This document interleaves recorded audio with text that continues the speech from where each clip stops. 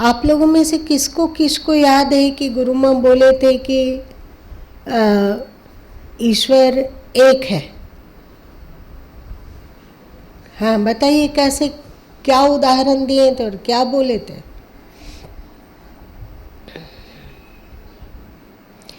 हम लोग बचपन से जानते हैं कि बहुत सारे देवी देवता हैं, तो हम लोग कभी कल्पना नहीं कर सकते हैं कि देवी देवता से ऊपर भी कोई ईश्वर होता होगा, चाहे शरीर से परे सत्ता भी वो ईश्वर ही निराकार हो।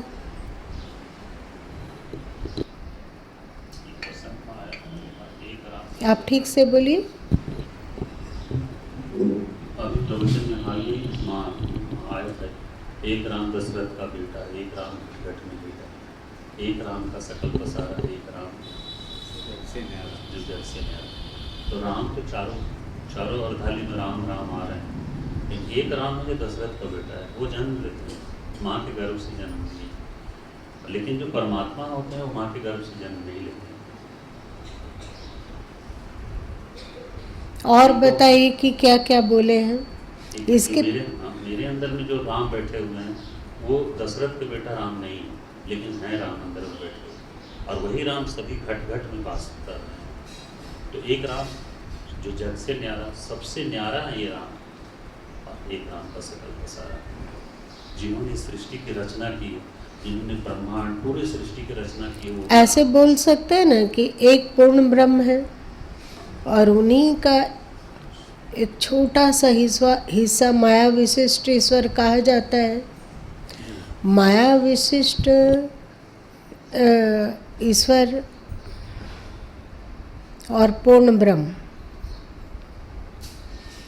आपके भीतर दोनों की उपस्थिति है या एक की उपस्थिति है? कौन है घट घट में लेटा, माया विशिष्ट ईश्वर या पूर्ण ब्रह्म? माया विशिष्ट। ठीक से सोच के बताओ। तुम लोग जानकारी को भी कम में मत आंको। पहले आपको जानकारी होती है कि रोटी से पेट भरता है, होता है ना, उसके बाद आप फिर रोटी बनाना तैयार करेंगे। लेकिन यदि आपको पता ही ना हो कि रोटी से पेट भरता है, तो आप रोटी कभी बना पाएंगे क्या? अथवा बनाना भी चाहिए, इसकी इच्छा जागेगी क्या? तो रोटी से पेट भरता है और वो पौष्टिक है, उससे हमारा जीवन निर्वाह हो सकता है, इसकी जानकारी कोई कमज़ोर बात नहीं है। अभी हम सब नहीं चल पा रहे हैं तो क्या हुआ, पर एक कदम तो आगे बढ़ ही गए। वो कौन सा कदम? जानकारी, बोध। देखो, आत्मबोध और आत्मस्थिति दो चीजें हैं। आत्मबोध को जब गहरा किया जाता है तो वो आत्मस्थिति में परिणत हो जाता है, पर आत्मस्थिति के बिना आत्मबोध को हम व्यर्थ नहीं समझेंगे, बेकार नहीं समझेंगे। कितने प्रतिशत आस्तिक लोगों को आत्मबोध है बताइए, है क्या? आप लोगों के भीतर कम से कम ये तो है कि हमें आत्मस्थित होना है। वे तो जानते भी नहीं है कि आत्मा भी कोई चिड़िया है ना, और आत्मस्थित होना चाहिए ये भी नहीं जानते हैं, उनको आत्म पहचान भी नहीं है। तो यदि हम एक कदम ही बढ़ पाता है कि हमें आत्मबोध हुआ, दूसरे लोगों की तुलना में हम लोग एक कदम आगे बढ़ चुके हुआ। अब केवल एक क्या निर्णायक कदम उठना बाकी है, पर एक कदम तो बढ़ लिया ना। इसलिए बोध, सत्संग, ज्ञान को कम में आंकने की भूल मत करना।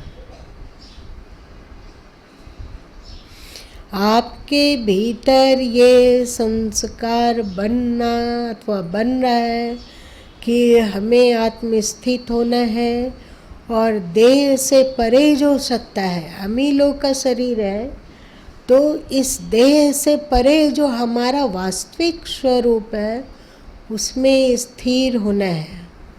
वहाँ पर कोई मन नहीं है, वहाँ कोई इंद्रियां नहीं है, वहाँ कोई बुद्धि भी नहीं है, वहाँ कोई विचार भी नहीं है, वहाँ अशांति भी नहीं है, वहाँ पीड़ा भी नहीं है, वहाँ जन्म मृत्यु भी नहीं है। अब दो चीज़ हम लोग जाने कि एक शरीर तत्व है और एक आत्म तत्व है। तो अज्ञान काल में ये दृढ़ निश्चय है कि शरीर ही हम है। ऐन्द्रिक सुख से हम सुखी होते हैं, शरीर के दुख से हम दुखी होते हैं। पर जब हम लोग सत्संग में आते हैं, संत के पास जाते हैं और ब्रह्मनिष्ठ आत्मज्ञानी संत से मुलाकात हो पाती है किसी पूर्व प्रारब्ध के कारण, तो हम लोगों को बोध होता है ये इंद्रियां, ये इस शरीर से बहुत परे है वो तत्व। शरीर से स्थायी सुख नहीं मिल सकता है। मिलता है? नहीं मिल सकता है। और शरीर क्या है?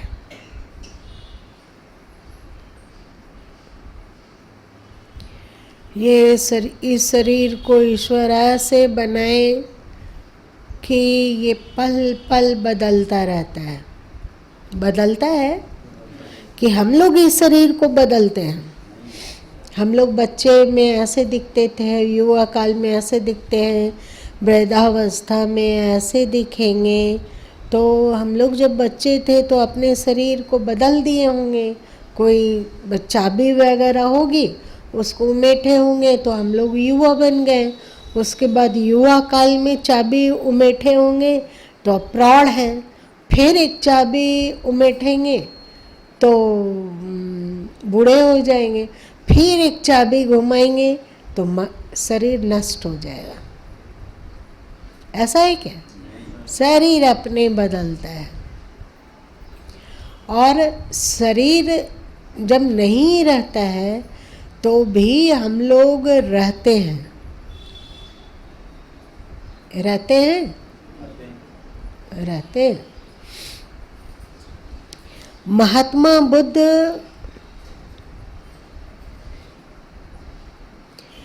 के उपदेशों में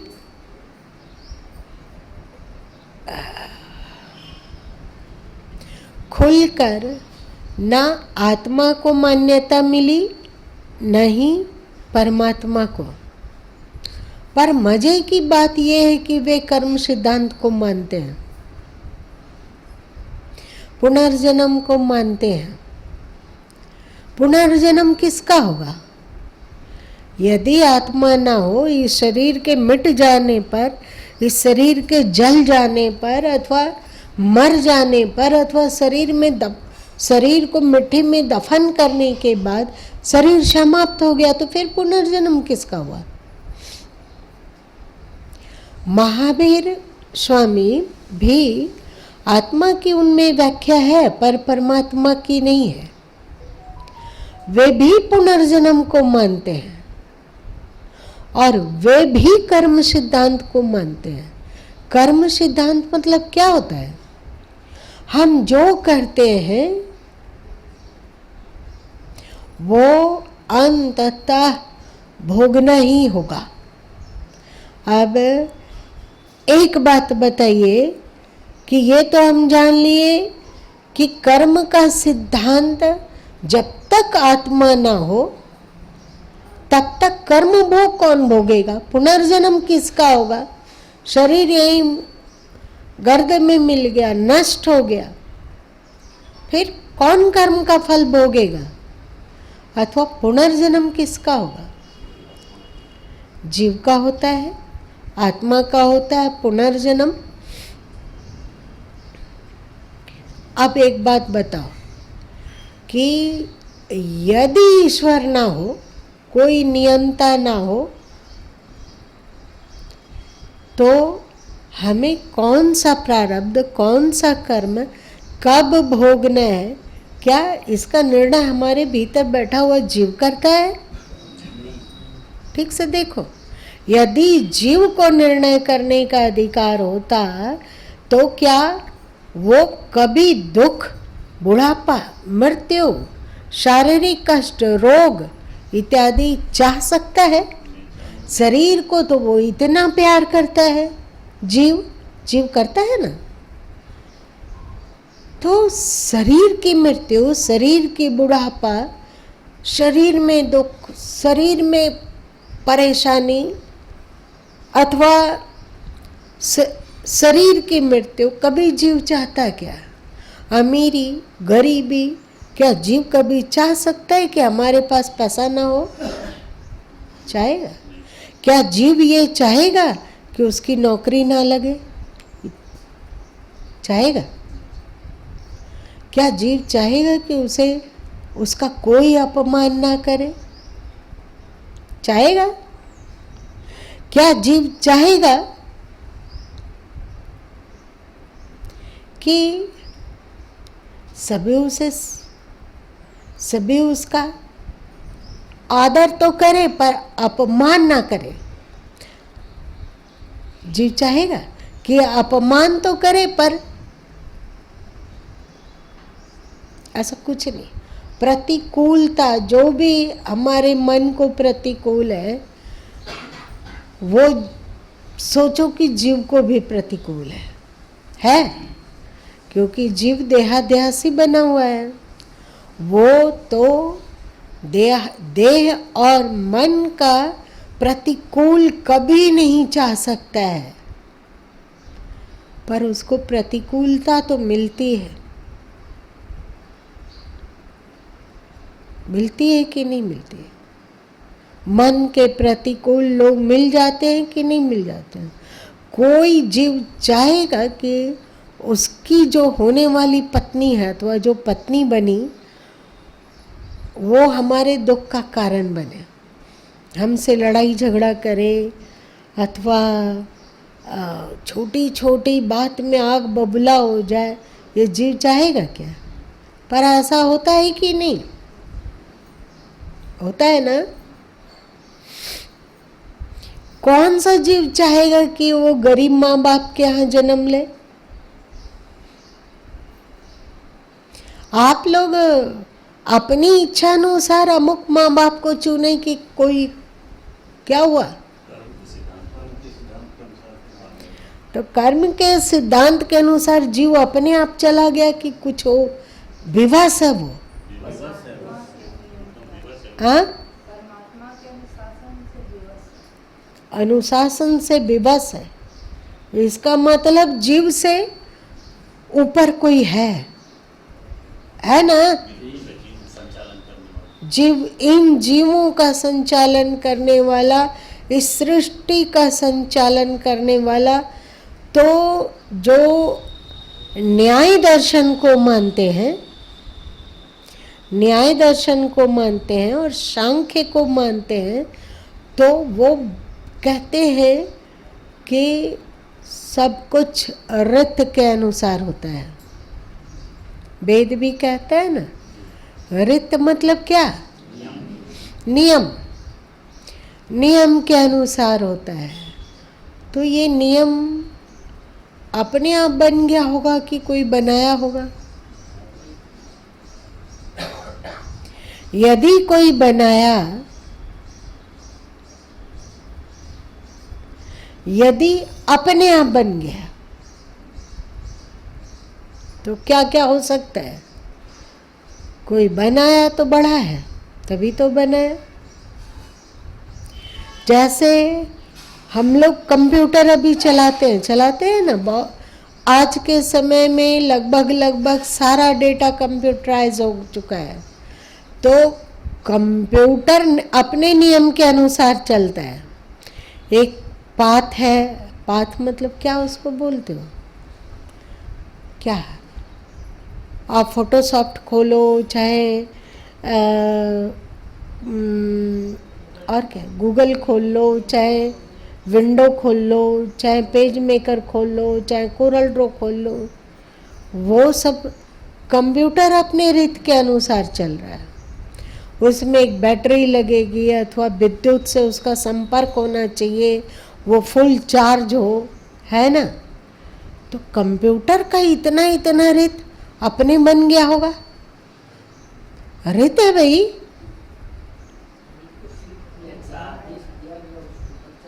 इंसान बनाया है ना, तो ये मौसम भी क्या इंसान बनाया, क्या कर्म का सिद्धांत भी इंसान बनाया, अथवा कर्म के अनुसार लोगों को सुख और दुख भोगना है वो भी इंसान बनाया?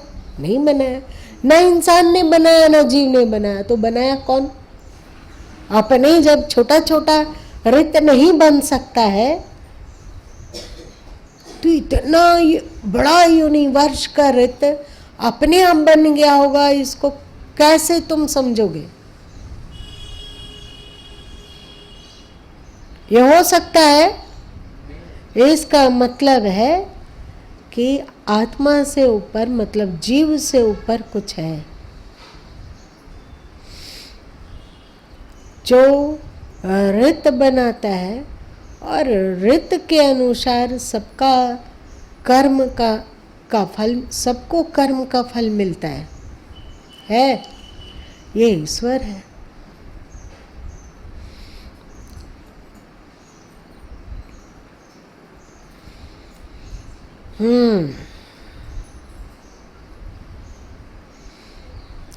आपके भीतर जो वास कर रहा है वो ईश्वर है। आपके भीतर जो जीव है वो ईश्वर है। ईश्वर उस जीव के रूप में आपके भीतर वास कर रहे हैं कि पूर्ण ब्रह्म आपके भीतर वास कर रहे हैं?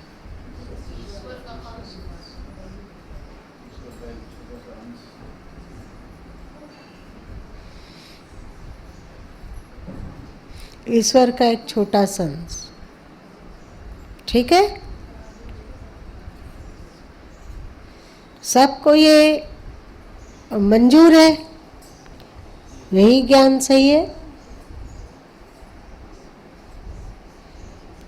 बहन लोग बताओ, इस पर चर्चा हो चुकी है।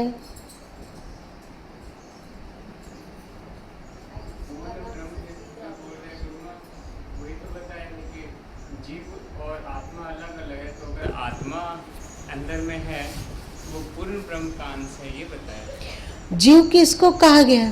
जो माया से संयुक्त हो गया, शरीर से संयुक्त हो गया, जो शरीर से, जैसे परमात्मा का वो अंश जो प्रकृति से संयुक्त होता है उसको ईश्वर कहते हैं, और हमारे भीतर है तो पूर्ण ब्रह्म का ही अंश, परंतु उसका कोई हिस्सा यदि शरीर, मतलब प्रकृति शरीर से संयुक्त हो जाता है तो उसको जीव कहते हैं। आत्मा का जो हिस्सा शरीर से संयुक्त होता है उसको जीव कहते हैं, और जब ये जीव शरीर की संयुक्तता को छोड़ देता है, जो शरीर में उसका रस है, शरीर में उसका आकर्षण है, शरीर में उसका मोह है, उससे परे उठकर अपने स्वरूप की ओर चलता है कि मेरा वास्तविक स्वरूप क्या है, जीव या आत्मा।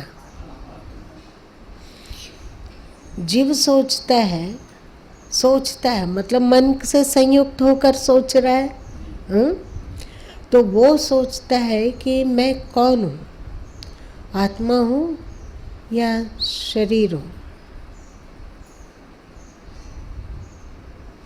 गुरु के शरण जाने पर उसको बोध होता है कि मैं शरीर नहीं हूँ, मैं मन नहीं, मैं बुद्धि नहीं, मैं इंद्रिय नहीं, मैं इसके सुख दुख नहीं, मैं मोटाना नहीं, मैं दुबलाना नहीं, मैं न बूढ़ा होता हूँ, न युवा होता हूँ, ना बालक होता हूँ। ये सब शरीर हो रहा है, इसके परे हैं हम कुछ।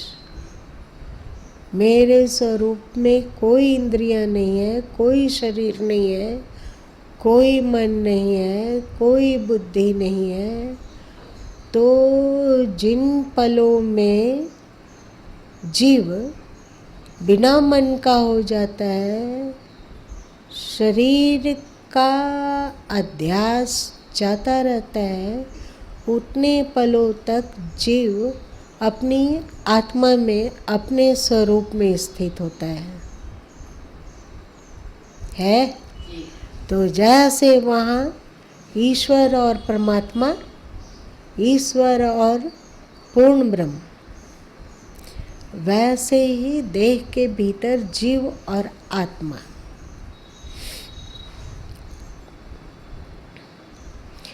जब प्रकृति में अपनी सत्ता देना ईश्वर मतलब चेतन तत्व बंद कर देता है, तो क्या होता है? क्या होता है?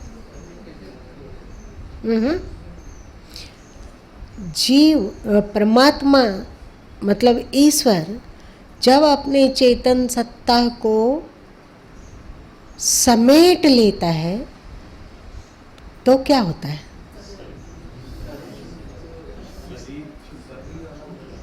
शरीर नहीं, प्रकृति बोल रहे हैं ना। ईश्वर जब प्रकृति में अपनी चेतन सत्ता देना बंद कर देता है, तो प्रकृति का क्या होता है?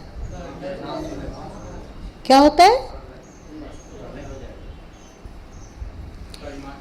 अरे महाराते सुनो, जब ये सब कुछ तुम लोग जानते हो, बताया हुआ है, तुम लोग के भीतर दब गया है। अभी बोलेंगे तो कहोगे हाँ याद आ गई। क्या है कि जब ईश्वर मतलब क्या? चेतन सत्ता। परमात्मा क्या? पूर्ण ब्रह्म क्या? चेतन सत्ता, सुप्रीम चेतन सत्ता। उसी सुप्रीम चेतन सत्ता का एक छोटे से अंश को हम ईश्वर सत्ता कहते हैं, वो भी चेतन है। ईश्वर का ही एक छोटा सा अंश हम लोगों के भीतर जीव बन के रह रहा है, वो भी चेतन है। और पूर्ण परतपर तत्व, पूर्ण ब्रह्म का अंश आत्मा बन के हमारे देह में रहा है, ये भी चेतन तत्व है। जब ईश्वर मतलब एक चेतन तत्व प्रकृति से अपनी चेतनता को समेट लेता है, तो प्रकृति ठहर जाती है, रुक गई। उसमें क्रियाशीलता जो है, अभी तुम लोग कहते हो ना कि सब में क्रिया है, सब में क्रिया है, सब में क्रिया है, बोलते हो ना। अणु परमाणु सक्रिय है कि नहीं है ना?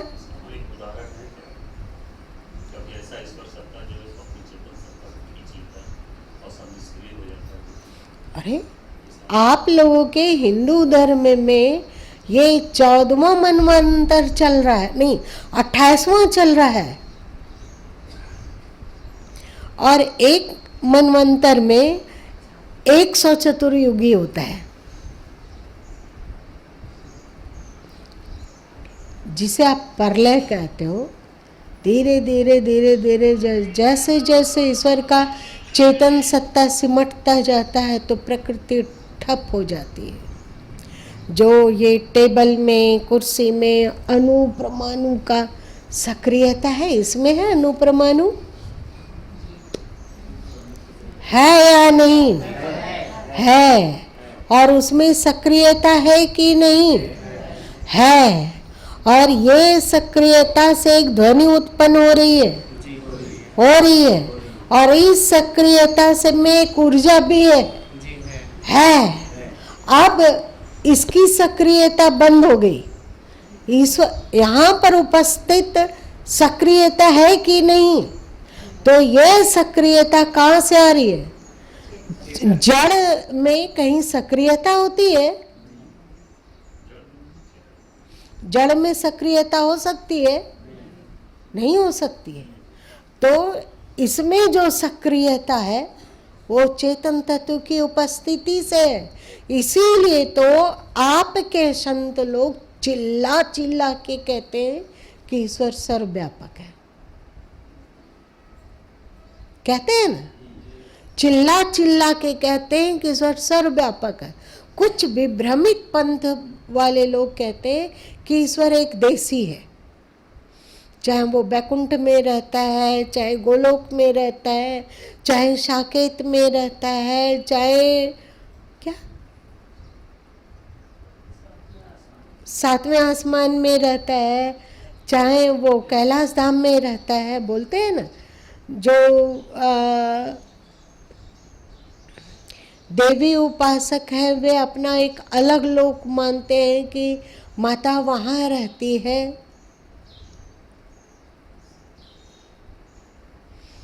पर आपका हिंदू धर्म, आपका उपनिषद, आपका वेद और जितने भी पुराण हैं, जितने भी पुराण हैं, अथवा गीता है, अथवा रामचरितमानस इत्यादि ही क्यों ना हो, वो सब कहते हैं कि ईश्वर सर्वव्यापी है। जैसे ही ईश्वर इस जड़ प्रकृति में सत्ता देना बंद कर देती है, उसकी सक्रियता मिट जाएगी। और यदि सक्रियता मिट जाए, इसमें जो क्या उसको कहते हो, उनको न्यूट्रॉन, इलेक्ट्रॉन, प्रोटॉन वगैरह, उसका चक्र बंद हो तो ये बचेगा, ये रहेगा, खत्म। क्या बचेगा पता नहीं।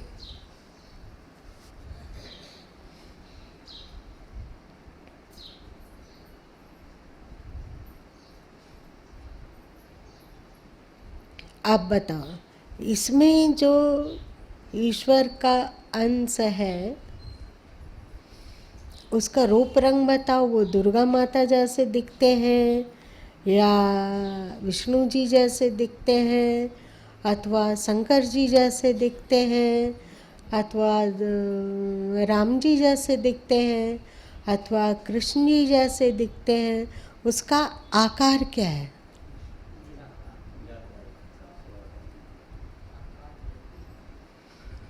आपका वेद कहता है न तस्य प्रतिमा अस्ति, उसका कोई आकार नहीं है। सामान्य जन इसको सुनते ही आग बबूला हो जाते हैं कि ये तो एकदम देवी देवता को कुछ नहीं मानते हैं, सबका खंडन करते हैं। लेकिन रियल में देखो ना,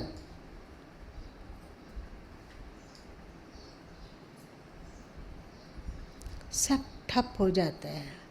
एक बात बताओ, जब इससे चेतन तत्व निकल जाता है तो मुर्दे शरीर में ईश्वर का वास है या नहीं है?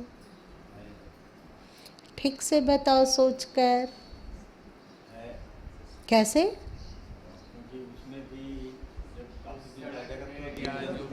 विघटन हो रहा है और सब तो चेतन सत्ता की उपस्थिति में है। उसमें भी कीड़े मकोड़े बहुत से जीव क्रिया है, क्षरण होना शुरू हो रहा है। मरते के साथ ही पेट वेट फूल जाता है। अब चेतन तो है पर विशेष चेतन नहीं है। अब अपने आप क्रिया तो हो सकती है, पर अब वो मृत शरीर स्वयं कुछ क्रिया नहीं कर सकता। कर सकता है क्या? क्या सड़न पैदा वो करता है? अथवा यदि चेतन है तो वो चलना फिरना चाहे सुनना चाहे। शरीर अब कोई क्रिया नहीं कर सकती है, लेकिन अभी भी उसमें क्रिया हो रही है। मजे की बात है ना। विशेष चेतन के निकल जाने के कारण अब शरीर कोई क्रिया नहीं कर सकती है, पर फिर भी उसमें क्रिया हो रही है। मतलब सामान्य रूप से ईश्वर अभी भी वहाँ उपस्थित है।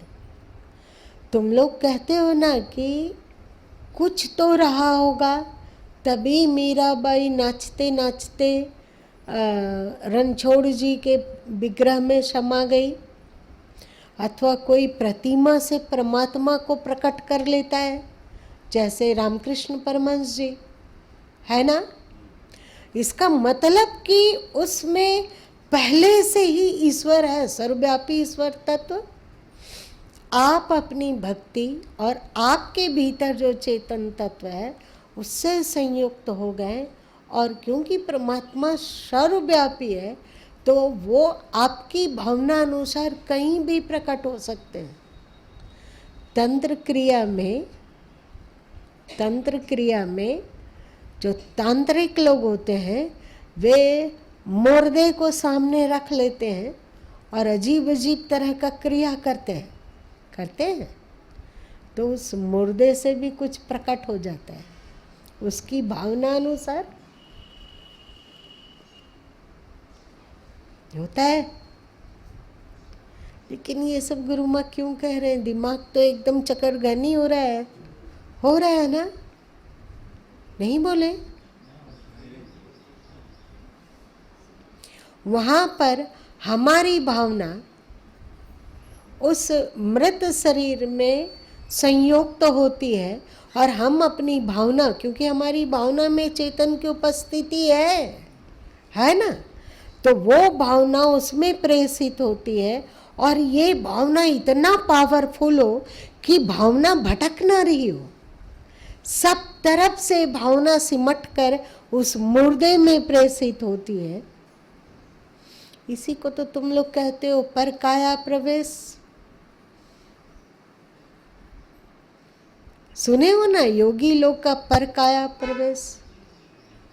वे अपना शरीर, यदि उनका शरीर बूढ़ा हो गया है तो वे अपने शरीर को छोड़ दिए, और अब उन्होंने योग के द्वारा इस सिद्धि को प्राप्त कर लिया है कि चारों तरफ से अपनी भावना को समेट कर किसी एक शरीर में प्रवेश कर गए। भावना संयुक्त सिमटी हुई भावना, मतलब एकनिष्ठ हुई भावना, और उनका तो अभी आयु है ही। प्रवेश किए और वो शरीर फिर मुर्दा शरीर उठ के खड़ा हो गया। सुने हैं ना अपना योगी लोग का। जो भी हो, मृत्यु के बाद भी शरीर में परमात्मा तत्व है, क्योंकि वहाँ भी क्रिया हो रही है। आधा चलो भाई उसको भी जलाकर खाक कर दो, बच गई 2-4 हड्डियाँ बच जाती न, जिसको आप लोग चुन के और गंगा नदी में अथवा कोई पवित्र नदी में प्रवाहित करते हो, उस मरी हुई हड्डी में ईश्वर है या नहीं? तो बच्ची वहाँ भी चरण की क्रिया हो रही है। मतलब परमात्मा से रिक्त तो कुछ भी नहीं है। पर एक समय ऐसा आता है कि जब अपनी चेतन किरणों को वो परत पर तत्व समेट लेता है तो मैटर तो रहता है, पर उसमें सक्रियता नहीं रह जाती। मैटर तो होगा, आकाश, वायु, जल, अग्नि सब कुछ है, पर सक्रियता नहीं, ठहरा हुआ मैटर। वेद से ये सब गुरु माँ जाने। जब उस परत पर तत्व, वो परत पर तत्व मतलब पूर्ण ब्रह्म का एक अंश पुनः ये प्रकृति भी उस पूर्ण ब्रह्म में ही शांत हो जाता है। फिर उसी पूर्ण ब्रह्म का एक वेद में ऋग्वेद का मंत्र तुम लोग को बताए थे ना। देवी जी नमस्ते। देखो आज जुड़ा हुआ है।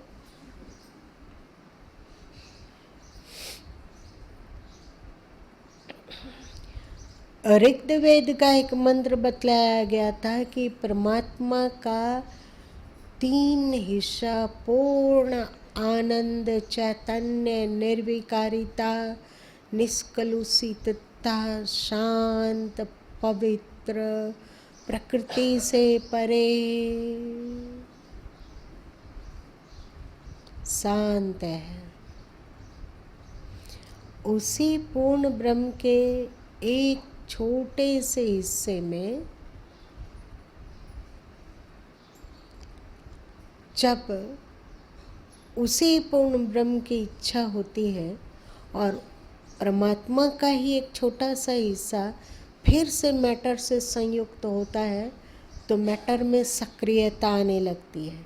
और इसीलिए कहा गया कि सृष्टि के आदि में सर्वप्रथम नाद था। सृष्टि के आदि जैसे ही सक्रियता शुरू हुई तो क्या हुआ, जहां भी सक्रियता है वहां नाद आवश्यक है। और जैसे ही सक्रियता हुई तो वहां पे सबसे पहले जो उत्थित हुआ वो था नाद, जिसको कि हिंदू धर्म में कहा गया प्रणव, जिसको हिंदू ऋषि लोग, हमारे प्राचीनतम ऋषि ध्यान के प्रगाढ़तम फलों में जाने कि ईश्वर जब प्रकृति से जुड़ता है तो सर्वप्रथम नाद की उत्पत्ति होती है। और वो नाद कैसा होता है, उसकी आवाज कैसी होती है,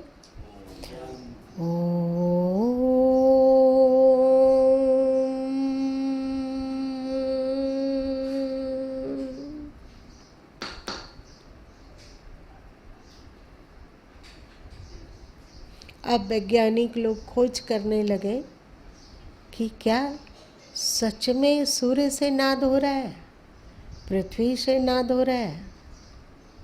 तो वे लोग क्या खोजें, ग्रहों से, नक्षत्रों से, तारों से, ब्लैक होल से, सब में कुछ नाद है कि नाद नहीं है।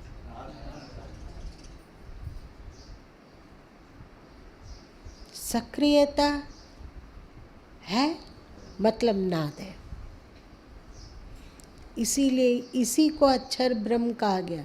गीता में भी है ना अक्षर ब्रह्म, इसी को ईश्वर कहा जाता है। ये सब जगह व्याप्त है। इसीलिए तुलसीदास जी गाते हैं, सिया राम मैं सब जग जानो, करो प्रणाम जोरी जुग पानी। सबको प्रणाम, क्योंकि सब में सिया राम है। वे सिया राम बोले पर वास्तव में इसमें है क्या, उनका आकृति धनुषधारी राम और उनके बगल में सीता जी है क्या। सीताराम जी हों तो कितना भी सट जाए तो भी बीच में गैप होगा कि नहीं होगा, कहीं गैप होगा कि नहीं, तो वहाँ पर कौन है। इसका मतलब होता है कि वो जो सर्वव्यापी है, कोई आकार युक्त हो ही नहीं सकता है।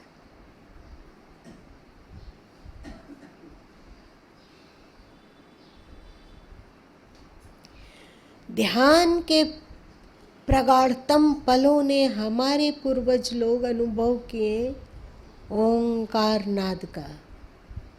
इसी को वे बोले नाद ब्रह्म, इसी को गीता में कहा गया अक्षर ब्रह्म। लेकिन हमारे पूर्वज ऋषि लोग, महान ऋषि, धन्य भाग हम लोगों का कि हम लोग महान ऋषियों के वंशज हैं। पक्का है ये कि धरती में रहने वाले अभी लगभग कितने खरब मनुष्य होंगे?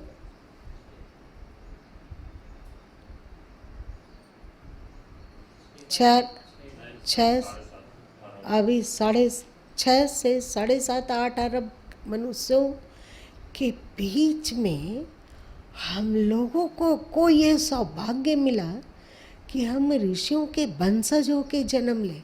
इसको मामूली बात मत समझना। समझ में आती है बात?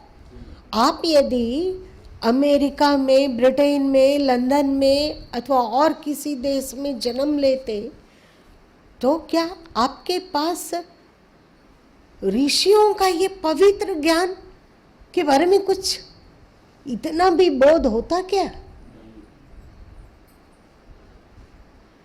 तो इसीलिए तो कहा गया कि भारत भूमि में देवता लोग भी जन्म लेने के लिए तरसते हैं, क्योंकि यदि हम भारत भूमि में जन्म ले रहे हैं, भारत एक बहुत बड़ा क्षेत्र है। पहले आप लोगों को कई बार बताएं कि इसमें अफ़गानिस्तान, बर्मा, कंबोडिया, पाकिस्तान आज का, बांग्लादेश और मलेशिया इत्यादि, ईरान इत्यादि सभी भारत का था। वे लोग तो हम लोगों से कट गए दुर्भाग्यवश। ऋषि संतति होकर जन्म लेते हुए भी ऋषि ज्ञान में अप्लावित ना होकर पता नहीं कहाँ कहाँ के लोगों को मानने लग गए, जो जिनमें ऋषि लोग का डीएनए नहीं है।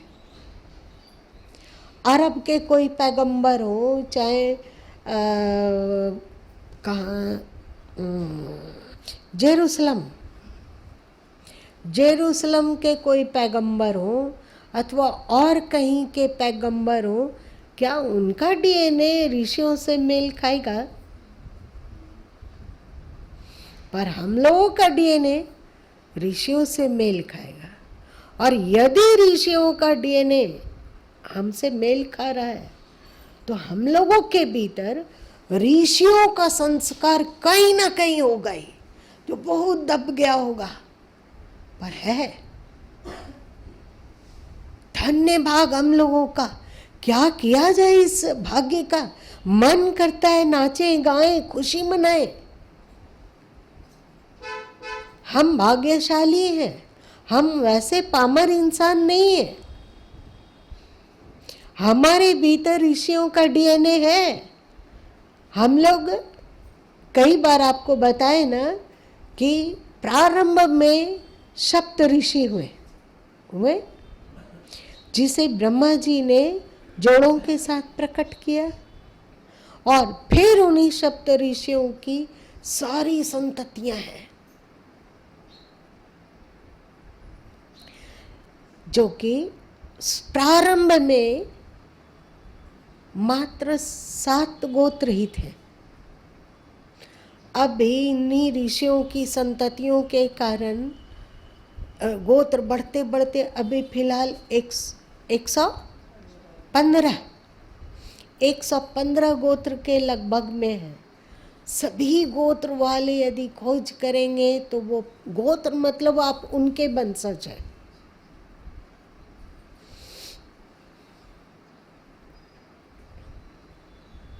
आप उनके वंशज हैं, मतलब अत्रि का, कश्यप का, अगस्त ऋषि का, और वशिष्ठ का, विश्वामित्र इत्यादि का, सांडिल्य का,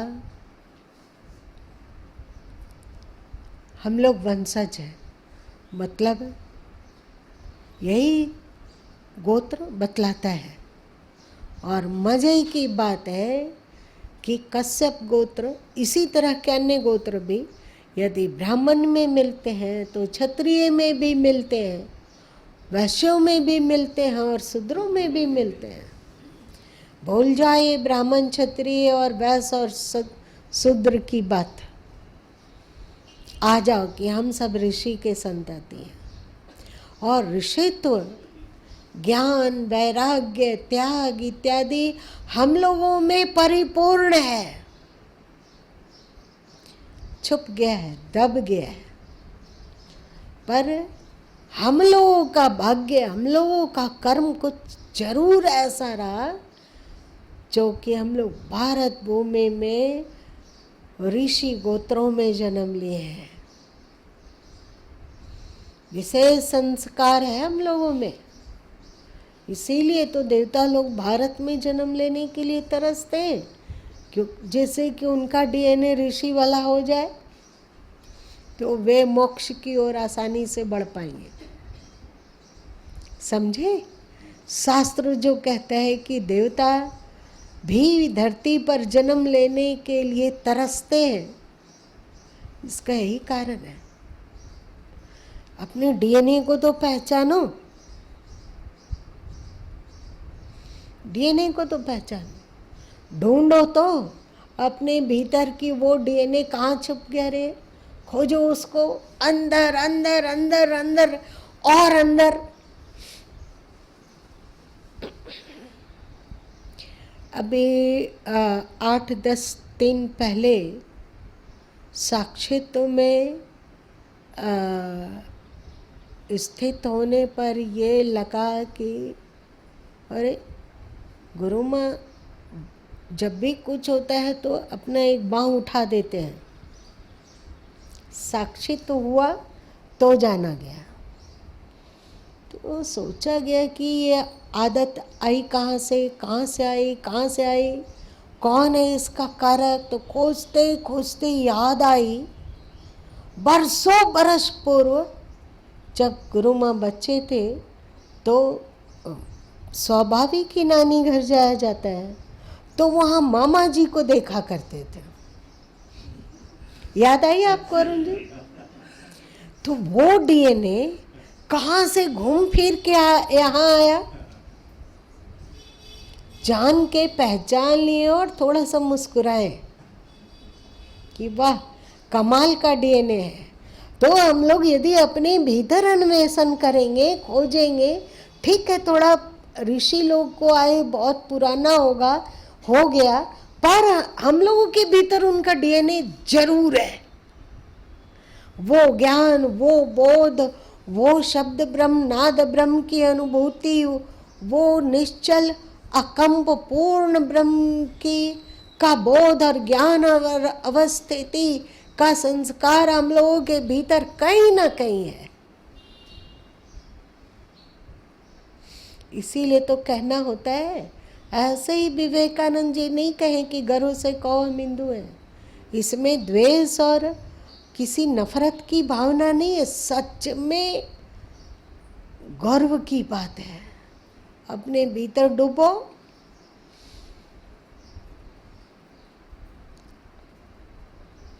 आप जीव के स्वरूप को भी जान लोगे, आत्मा को भी जान लोगे, नाद ब्रह्म मतलब ईश्वर को भी जान लोगे और निःशब्द पूर्ण ब्रह्म को में भी स्थित होने की काबिलियत आप में छुपी हुई है।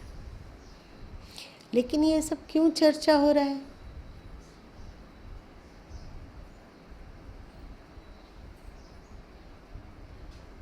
शुरू कहाँ से हुआ? ईश्वर एक है, इसीलिए तो हमारे ऋषि लोग कहते हैं वासुदेव सर्वमिति और ईशावास्यम इदम सर्वम, है ना? सब कुछ ईश्वर है।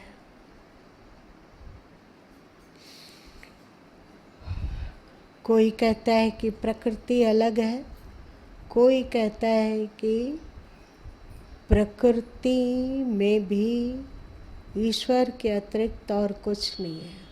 उन्होंने अपना बस अपना क्या बोलते हो, टेक्सचर, क्या बोलते हो, मतलब क्या होता है इसका? अपने आप को थोड़ा बदल के, वेद का में दोनों बात पाया जाता है कि प्रकृति ईश्वर रूप है, और कहीं है कि प्रकृति आरंभ से ही है और ये निश्चल है, जड़ है। और जब ईश्वर की चेतनता इसमें समाहित होती है तो प्रकृति सक्रिय हो उठती है और सृष्टि का आरंभ हो जाता है। पर मजे की बात यह है कि पूर्ण ब्रह्म भी क्या है, निश्चल है। सुने हो, शांत।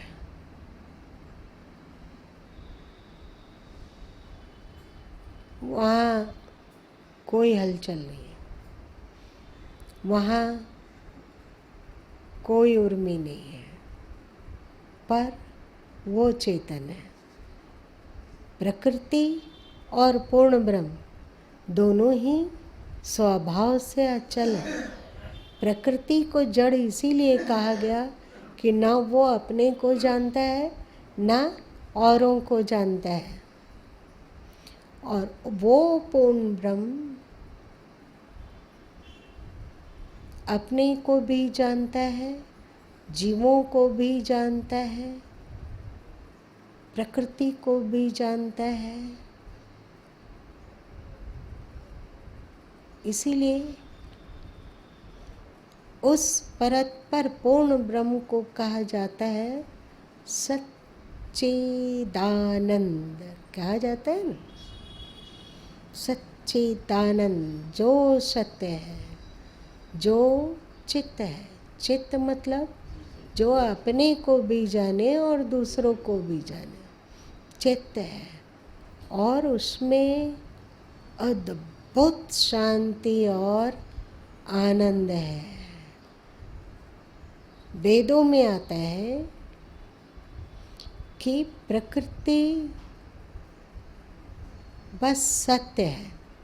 सत्य मतलब शाश्वत है, उसका नाश नहीं होता है, शाश्वत है। पर ना वो चित्त है ना आनंद है। जीव अथवा आत्मा सत्य भी है, चित्त भी है, पर उसमें आनंद नहीं है। वो और परत पर पूर्ण ब्रह्म में, पूर्ण ब्रह्म सत्य भी है, चित्त भी है और आनंद भी है। जीव बीच में है, उसे एक मन मिला है। नींद आ रही है ना, इतना शांति से सुनोगे, मन सिमटता है तो इतना रिलैक्स लगता है कि बोलो मत। जीव है और जीव को एक पावरफुल ताकत मिला है, मन। अब इस मन के द्वारा वो शरीर की भी यात्रा कर सकता है, शरीर प्रकृति है ना, अथवा परमात्मा की ओर भी यात्रा कर सकता है। शरीर के तरफ जब वो यात्रा करता है तो उसको 75% दुख और 25% सुख की अनुभूति होती है। और जब उसकी यात्रा आत्म तत्व की ओर, मतलब परत पूर्ण ब्रह्म की ओर होती है, तो क्योंकि वो आनंद है, इसलिए वह 100% शांति और आनंद में जब तक जिंदा है तब तक 100% शांति और आनंद में विभोर रहता है। और जब शरीर का त्याग कर देता है तो क्योंकि अब उसमें प्रकृति का आकर्षण और आसक्ति का लेश नहीं है, इसलिए प्राकृतिक शरीर और संसार में आने का कोई औचित्य भी नहीं है। और वो लाली देखन में गई, मैं भी हो गई लाल में, यही मोक्ष है। और पता है, आप लोगों के पूर्वज ऋषि लोग ही केवल मोक्ष की अवधारणा रख पाए हैं, है ना। चाहे कोई कहीं रहा हो, गृहस्थ आश्रम में हो, संन्यास आश्रम में हो, सबका है कि हमें काम और अर्थ भौतिक जगत के लिए है, भौतिक सुख में बांधता है, और धर्म और विवेक, आत्मबोध, आत्मस्थिति हमें पूर्ण ब्रह्म में स्थिर करता है। तो जब इसी शरीर में रहकर हमारे ऋषियों ने भले ही अर्थ मतलब धन, और वासना मतलब नर और मादा का जोड़ा में भले ही वे प्रवृत्त हुए हों, पर उनका लक्ष्य ये नहीं था। हाँ, जिन्हें धन की इच्छा नहीं थी, जिनके भीतर वासना नहीं थी, वे बाल्यावस्था से डायरेक्ट छलांग लगाते थे सन्यास में, जैसे सनक सनंदन इत्यादि, है ना। और लेकिन उनका कोई वंश नहीं चला।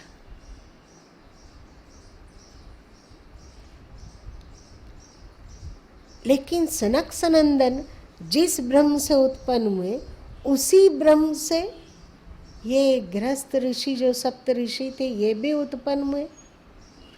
मतलब त्याग, वैराग्य, इंद्रियों से परे होना, शरीराध्यास से मुक्त होने का संस्कार उन गृहस्थ सप्त ऋषियों में भी रहा। इसीलिए जब वे 50 साल की अवस्था में पहुंचते थे, तो वासना और पारिवारिक मोह से अपने मन को मुक्त कर लेते थे। अब उनका मन वन में रहता था, मतलब असंग, मन असंग हो जाता था, और वे लोग धर्म का आचरण करते थे। भले ही शरीर घर में हो, पर अब वे धर्म कमाते थे कि हमें अपने मन को सुधारना है। गृहस्थ आश्रम में भी थे तो भी अपने मन को सुधारने में लगे थे कि नहीं, कि जो वासना का अंकुर है, उस वासना के अंकुर को हमें नष्ट करना है। तो गृहस्थ आश्रम में भी जाकर भोगी जीवन में, भोग उनका लक्ष्य नहीं था। आज दुर्भाग्य है मनुष्य का कि 50 साल के बाद भी अब उसको संतान पैदा नहीं करना है, लेकिन भोग की वासना से नहीं मुक्त हो पा रहे हैं। भोग भोग भोग, और जितना मीडिया वाले लोग हैं भोग की अग्नि को भड़काते हैं। तेरा इंद्रिय निकम्मा हो गया है तो ऐसे ऐसे इस चीज का खाना खाइए तो आपकी इंद्रियां सक्रिय हो जाएगी। समझ में नहीं आता है कि इन ऋषि पुत्रों को हो क्या गया है। और यदि कभी नवरात्रि में अथवा इसी तरह का और कभी वे त्याग और तप का पालन करते हैं तो कहते हैं कि हमने 1 महीना तक त्याग और तप का पालन किया। गुरु माँ को तो समझ में ही कुछ नहीं आने लगता है, सिर चकराने लगता है, तो उठ के यहाँ से चले जाते हैं। बाबा 1 महीना वे ब्रह्मचर्य का पालन किए, सो इतना फुल के कुप्पा हो गए। अरे 50 की उम्र हो गई, अब वानप्रस्थ जीवन का समय आया, अभी भी उसी भोग में डूब रहे हो, तो उस भोग को भोगने की आदत लगी रहेगी ना जीव में। तो फिर ये भोग की आदत उस जीव को खींच कर लाएगा और किसी भी शरीर में डाल देगा कर्म के अनुसार। कुत्ता, गधा, पिल्लू, पिपरी, कुछ में भी भोगो। जब तक इस भोग से ऊपर नहीं उठा जाएगा तो अध्यात्म का नशा और सुख को कोई जान ही नहीं सकता है। भोग मतलब नर और मादा का भोग आपको प्रकृति से संयुक्त करके रखता है। ये बहुत बड़ी चीज है प्रकृति से संयुक्त रखने का। उसके बाद दूसरा आता है धन। ये भी कम बलवान नहीं है। जो भोग से मुक्त हो गए, मतलब अब नर मादा का आकर्षण से मुक्त हो गए, उसके भी अंतस में धन की आसक्ति है। और ये भी व्यक्ति को फिर से धन की आसक्ति मतलब प्रकृति से मन और हम लोगों को संयुक्त करके रखेगा ना। लेकिन ऐसा भी नहीं किया जा सकता है कि हम 50 के हो गए तो हम अब अपना सब कुछ, मतलब हमारा जितना एफडी है, बैंक बैलेंस है, अथवा जो ज़मीन है, घर है, मकान है, सब हम अपने पुत्रों के नाम कर देते हैं। पहले ऐसा होता था, पर आज ऐसा यदि आप लोग करेंगे तो आपके बेटे लोगों में प्रकृति की हवा लगी हुई है। तो वो पता नहीं आपको खाने पीने देंगे कि नहीं, दवा दारू का इंतजाम करेंगे कि नहीं, अथवा आपको निकम्मा समझ के घर से बाहर निकाल देंगे कि जाओ बुढ़ापा में रहो वृद्धाश्रम में। लेकिन भले ही आपके पास धन हो, पर उसमें आसक्त मत रहना।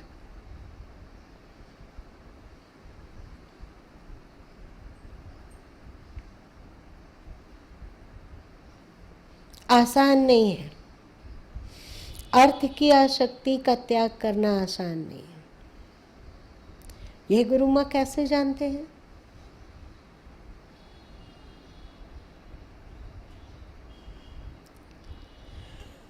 कल्पना करो, तुम लोग भी अपने अपने भीतर कल्पना करो, पता चल जाएगा कि अर्थ की आसक्ति है कि नहीं।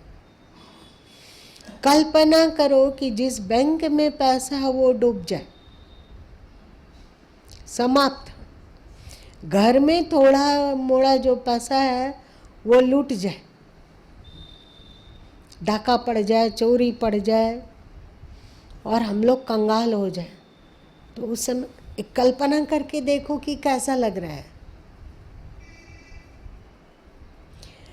जरूर हम लोग बोलेंगे नहीं भगवान नहीं, ऐसा नहीं, जीवन भर रहने दीजिए, है ना।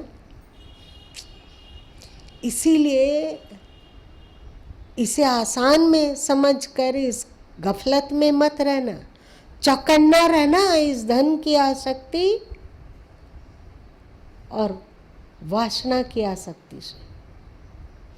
चौकन्ना रहना और सने सने देखो, ब्रह्मचर्य आश्रम हम लोग का था ना 1 से 25 साल तक का, मतलब जन्म से लेकर 25 साल। उस समय क्या कहा गया कि अपने इंद्रियों को वश में रखो, वासना मुक्त हो। उस समय भी आपके पास धन वन नहीं रहता था, भले ही राजा रजवाड़े के यहाँ जन्म आप लेते थे, पर ऋषि कुल में जाके पढ़ना होता था, और ऋषि कुल में एकदम टफ जीवन था।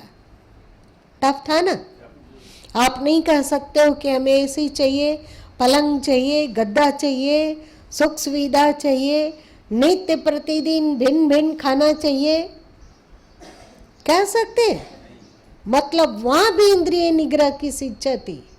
और जो पूर्ण रूपेण इंद्रिय निग्रह नहीं कर पाते थे, उन्हें गृहस्थ जीवन में प्रवेश करने के लिए कहा जाता था कि अभी आप में धन की इच्छा प्रचंड है, इंद्रिय भोग की इच्छा प्रचंड है, तो आप घर गृहस्थी में जाइए, पर वहाँ भी लक्ष्य रखिए कि आप धन से ना बंधे और वासना से ना बंधे। और जैसे ही आप 50 को क्रॉस करें, मतलब 50 की आयु तक पहुँचते पहुँचते आपके भीतर वासना की कामना मिट जानी चाहिए। 50 तक पहुँच, आप सोचेंगे कि आज 49 साल और 364 दिन हो हुआ है, तो अंतिम में एक बार फिर से भोग में प्रवृत्त होते हैं। अभी ही तो मजा लूटने का समय है, तो उस समय फिर से भोग में ज्यादा से ज्यादा, और 50वां में छलांग लगाए आप एकाएक निर्विकार हो जाएंगे। ऐसा हो सकता है क्या? तो गृहस्थ जीवन में हमारे ऋषि लोग, जिनके कि आप वंशज हो, वहां बोला गया कि आप गृहस्थ आश्रम में रहते हुए भी वासना से मुक्त होने का प्रयत्न बढ़िया से चालू रखिए, जिससे कि 50 तक पहुंचते पहुंचते आपके भीतर से वासना पुछ जाए और धन की जो आसक्ति है, रहे धन, वासना न रहे। याद रखना, 50 के बाद आप वासना नहीं रख सकते अपने भीतर। हाँ, यदि आपके पास धन है तो धन है, पर उसमें आसक्ति मत रखिए और उस धन का सदुपयोग करते रहिए। उस धन से धर्म का अर्जन करते रहिए, है ना। और फिर यदि ये पूरा ट्रेनिंग लेते लेते लेते लेते जब 75 की आयु हो जाए, अब तो कौन 100 साल जीता है, खैर आप लोग सोचना अपने से, तो एकदम संन्यास में छलांग लगा दें। यदि संभव हो तो 50 के बाद ही संन्यास में छलांग लगा सकते हैं हम लोग, अथवा घर में वानप्रस्थी होके रह सकते हैं। और कहा गया कि 75 होते होते तो आप एकदम घर के मोह से, धन के मोह से, इनकी निकटता से भी दूर हो जाइए तो ज़्यादा अच्छा है। ये हुआ मोक्ष, और इसको भी हमारे इन्हीं ऋषियों ने, जिनका के डीएनए हम लोगों में है, उन्होंने ही कहा ये बात। मतलब ये उनको फॉलो किए हुए हैं, मतलब ये हम लोगों के डीएनए में है, मतलब हम इसको फॉलो कर सकते हैं, है ना। बस वे लोगों को भी आत्मज्ञान था, वे लोग भी ईश्वर तत्व को जानते थे, वो लोग भी मोक्ष को परम पुरुषार्थ समझते थे। परम पुरुषार्थ मतलब जहाँ शांति है, जहाँ निर्विकारिता है, जहाँ अचलो अयम सनातना, गीता में है ना, जो अचल है, चेतन है और साथ साथ आनंद का क्रोड़ है। अब आपकी मर्जी, आप इस मन के द्वारा शरीर से जुड़े हुए रहना चाहते हैं कि इस मन के द्वारा उस अचलो अयम सनातना, जिसे गीता में श्री कृष्ण दूसरे अध्याय में कहते हैं, उस तत्व में गोता लगाना चाहते हैं। वहाँ सत्य है, चित्त है और आनंद है। जीव में सत्य है, चित्त है, पर आनंद नहीं है। वो आनंद की खोज के लिए ही तो शरीर में गोता लगाता है, और उस परत पर तत्व में भी गोता लगाकर पूर्ण आनंदित हुआ जा सकता है। देख लो, प्रकृति में गोता लगाकर आनंद लेना चाहोगे तो जन्म, मृत्यु, दुख, सुख, बुढ़ाना, बच्चा होना होता रहेगा, चलता रहेगा। जन्मो और मरो, जन्मो और मरो, जन्मो और मरो, और वहाँ मुक्त है। अगर धरती पर भी आओगे तो बादशाह बन के आओगे। जैसे जेल में जेलर भी आता है और कैदी भी आता है, समझते हो।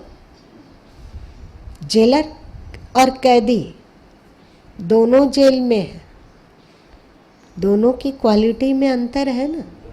आपकी मर्जी, आप कैदी बनकर संसार में आना चाहते हैं या जेलर बनकर। बहुत चीज खुल गया होगा।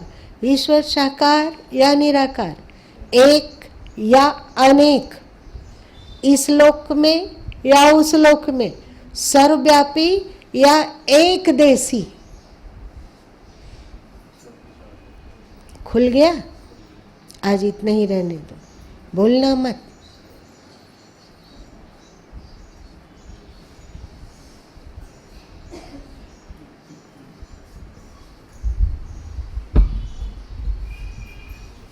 इस जानकारी को महत्वहीन भी मत समझना।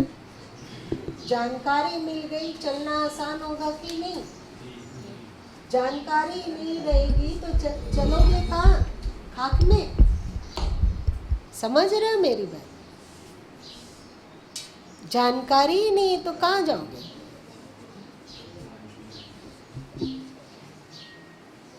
इसीलिए कहा जाता है कोटि जन्म का पंथ था, पल में दिया पहुंचा है। करोड़ों जन्म लग जाते इस जानकारी को अपने पुरुषार्थ से पाने में, लगता कि नहीं? और इस करोड़ों जन्म के मार्ग को सदगुरु की कृपा से 1 मिनट में तय कर लिया। बोध हो गया, सत्य का बोध।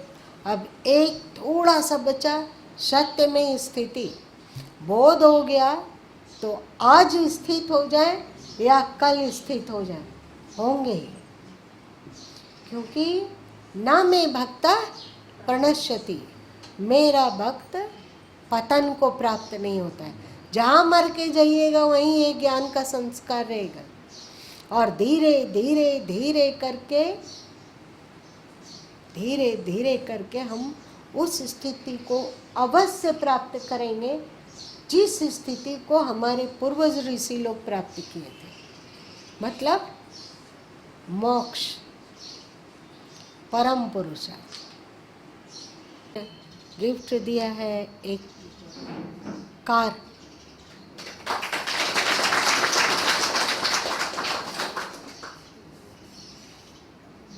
वो है गांडे के आनंद जी। भगवान उनको सद्बुद्धि दे, वे भी मोक्ष की यात्रा कर सकें, वानप्रस्थ को जान सकें, आत्मबोध में की मस्ती में जाएं और आत्मस्थिति का आनंद लें। आसान नहीं है, कार महत्वपूर्ण नहीं है, धन का त्याग महत्वपूर्ण है। धन का त्याग करना आसान है क्या? आसान है? नहीं है।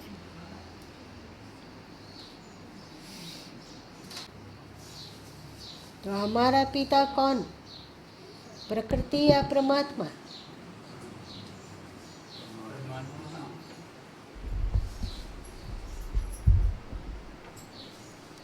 हम अंश प्रकृति के या परमात्मा के? हम नहीं मरते हैं, तभी तो कर्म भोग का सिद्धांत है, पुनर्जन्म संभव है। इसलिए जानो कि हम देह नहीं है, देह से बहुत परे। कोशिश में लग जाओ, चाहे गृहस्थ हो चाहे वानप्रस्थ हो, चाहे आश्रमवासी हो चाहे गृहवासी हो।